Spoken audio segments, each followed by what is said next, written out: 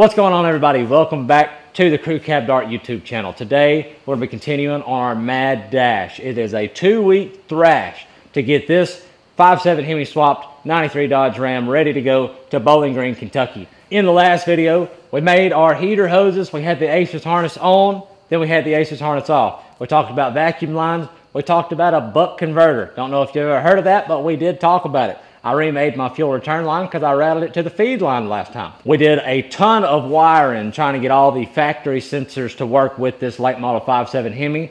We fixed the brakes. We had brakes. We lost brakes. We had brakes again. We mounted our drive-by-wire throttle pedal. We done a lot of stuff in the last video. We have a lot more stuff to do in this video. So let's talk about that. So in this video, we're going to talk about my external regulator. We're going to get the coolant system hopefully bolted all in and finalized, done, maybe add coolant. We're going to talk about a special package from my boys over at Sublime Technologies. And we're going to tidy up a bunch of odds and ends stuff because we're really running out of time here. I've got maybe 4 more days, maybe 5 if I'm lucky, to work on this truck before this truck that has never run has to drive 6 hours completely untested. And if you can't tell, I'm very stressed out about this. So let's get into it. I lost the door handle. Some more parts come in, like my alternator regulator setup. So the Aces cannot control the alternator. The alternator from the factory is told to charge by the PCM and regulated by the PCM. So I got this kit from Quick Start, part number ERCKFRM071. It fits some earlier and some later model Dodge alternators. This one in particular is a later model Denso alternator. And it looks like I kind of have it apart, which I kind of somewhat already do. You would essentially, you'd see this alternator with this backing already on it. There's 3 little screws to take the backing off. And then I am right in the middle of changing the driver. So this driver is incorrect. It won't work with this whole setup. So he provides this driver here to replace it. It's pretty simple. So this whole rig kind of sits right there. And the first thing you'll do is take these 2 screws out. Now you do want to keep them separated left and right because they are different lengths, but you'll take those 2 screws out, and then this whole rig right here will come out, which this one from the factory will be bolted to it. So then you'll take these 2 screws out and you'll swap out for your new driver. It comes with a little plug and everything. And then you'll see in there that there's 2 little, I don't know if you can see that or not. Let's see. So look, I'm moving. There's 2 little things in there that slide. So what I'm going to need to do now that I have the drivers, just those 2 screws there, got the driver swapped over, I'm going to need to push those 2 little sliders back and pin them right through there. So I got this little Allen. Let's slide it down. You can see it. Just going to hold it back. So now we will transfer this whole rig to the alternator. Slide it back, put it down in place. Bam. Now we can set our back plate back in place. Alternator is modified with the new driver. Here's a little pigtail that it comes with. And so pretty much the way we're gonna have to wire this is this system uses an old school regulator like you can get at the parts store, like the old 70s, 80s Mopars used. But this one is a pretty heavy duty thing. It's got an adjuster there. I think it's preset to like 14.3, something like that. But it's pretty easy to wire. It comes with that wire diagram here. So the center pin, which would be the red wire, is going to be our ignition wire. So here we have our red wire, black wire. It says it doesn't matter which one goes to here. Like you can cross these up, whether it's red or black or red. I'll probably just do black to black and red to green. But then your little extension of the red there needs to be a 12-volt switched, key switch ignition source. Now, one thing I want to make a note of there is that I use this exact same kit in my Dart running the Magnum alternator. And whenever I just had a regular old 12-volt keyed source going to the kit, I guess it wasn't a clean ignition source, and the alternator would kind of overcharge, undercharge, and pulsate at idle.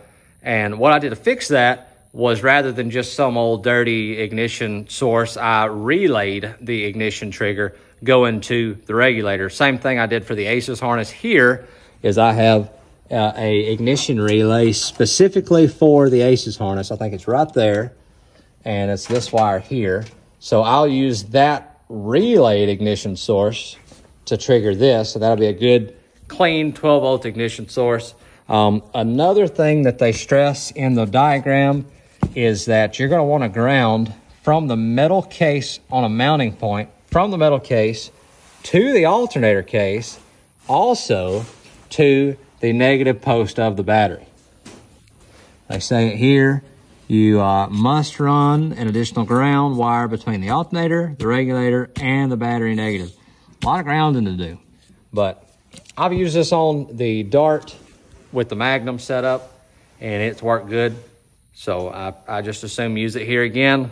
It's parts you can find at the parts store, and you can fix it on the road if you need to, and no big deal. So I'm probably gonna mount that thing over here somewhere, keep it away from heat, and then I'll run my wires up that way, and my wires from the alternator can just come forward. So let me see what I can do about mounting and wiring. Little update here. Radiator installed. I'm actually fixing to pour antifreeze in it for the first time. We'll see if there's any big cracks in the block. Surely, I really hope not. Jesse is making the power steering reservoir mount. So we're going to be using the 2011 Jeep power steering reservoir, and we'll be adding our Sublime Parts flow restrictor in right here soon. And we're going to mount the reservoir somewhere about right here. I've got one of them big factory shields coming. So hopefully we have the big factory shield, and I could cut a little hole out for the reservoir, mount right there, use a stock hose, get it over there, and then we should be good for power steering.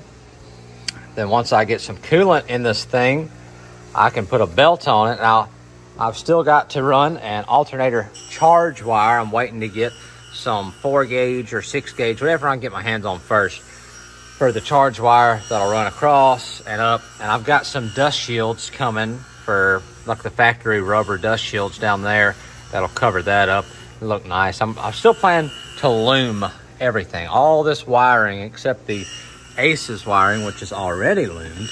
I need to loom all of it, but I need to get it running so I can see what works and what doesn't work. So I've got this stuff coming. Got to have charge wire. I've still got to add my ground from the alternator case from the regulator case to the alternator to the regulator case to the battery. I'll get it right one day. Say that again. I'm just letting you know that I don't need no daggum center punch. I am going to drill it straight. And it's done walked.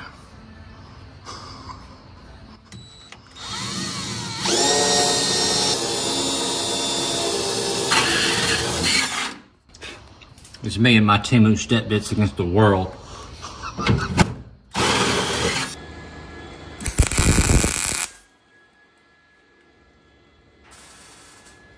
Hey, you know they make welding helmets. PPE, son, PPE. I just put my safety squints on for a second.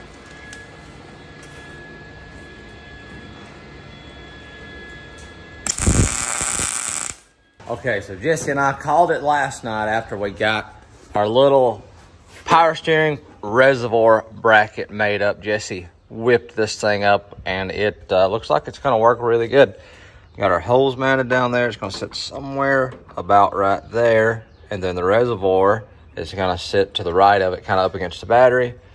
So we put a coat of paint on it last night, and as that was drying, we just decided, we'll just call it. It's already midnight.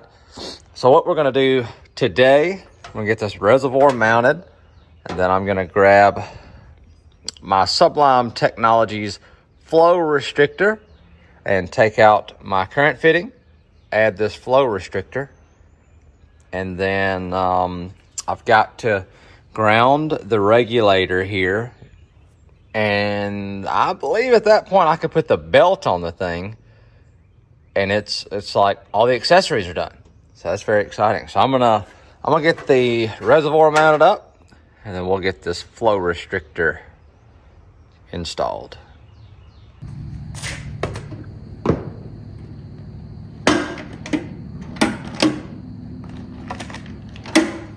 So first and foremost, I want to give a huge shout out to my buddy Justin, who watched one of my previous videos where I installed a Sublime Technologies pressure reducer in this late model Gen 3 Hemi pump to help it play nice with this late model Dodge power steering box. Now, he noticed in watching that video that I was missing another crucial part that I didn't know that I needed.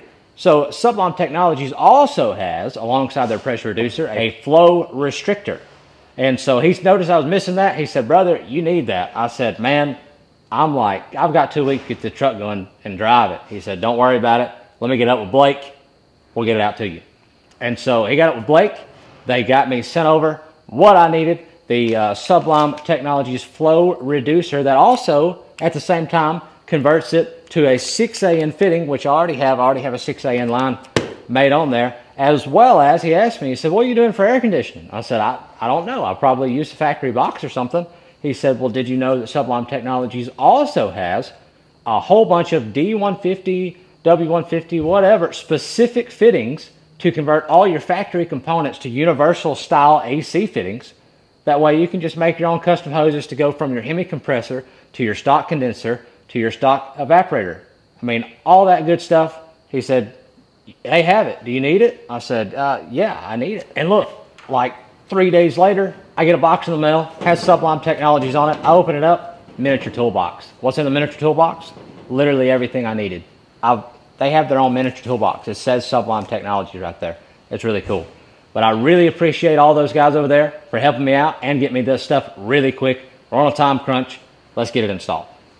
First order of business to getting our flow reducer installed is I need to get this old 6AN adapter off of our pump here. Bam. Now I believe we need to pull this end piece off here, but we need to be careful to not lose our pressure reducer in there because it'll just slide right out. So let me also pull this out. Got her broke loose. Please don't fall out of here, pressure valve. Please don't. Please don't.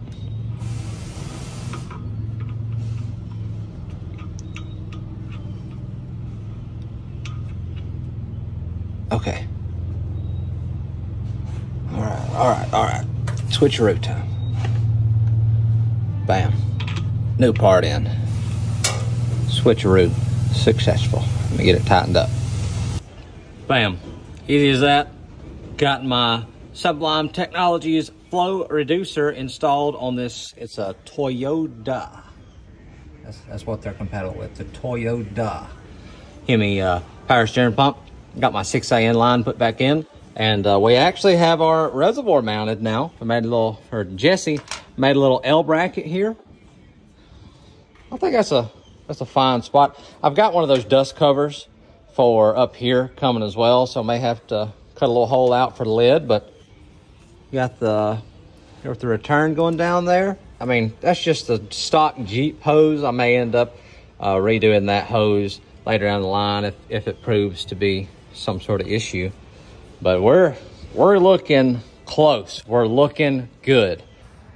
So, as I mentioned previously, I still have just a lot of looming to do here. Even once I get this thing running, I'm still gonna have to tear all of this back out so I could loom up everything nice and neat.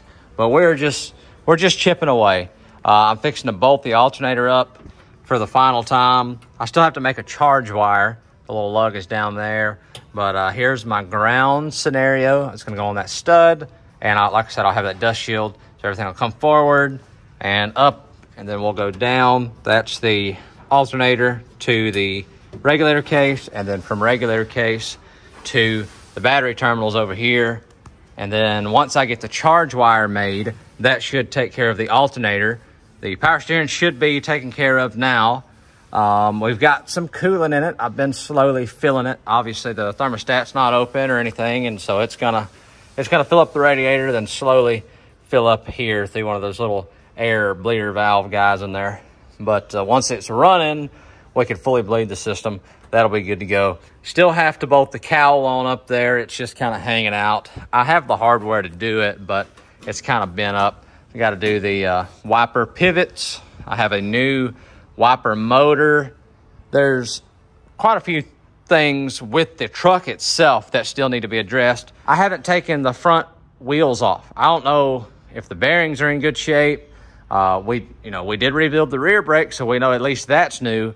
Don't know anything about the front.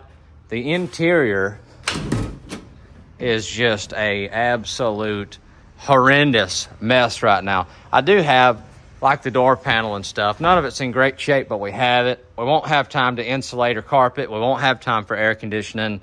We just won't have time to do a lot.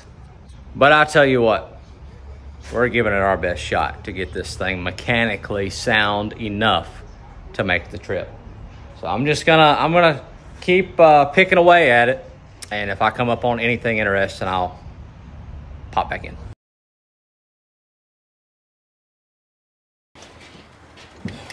That sucks. Yeah, that really puts a damper on things there. I don't think we're making it to Bowling Green in a couple of days.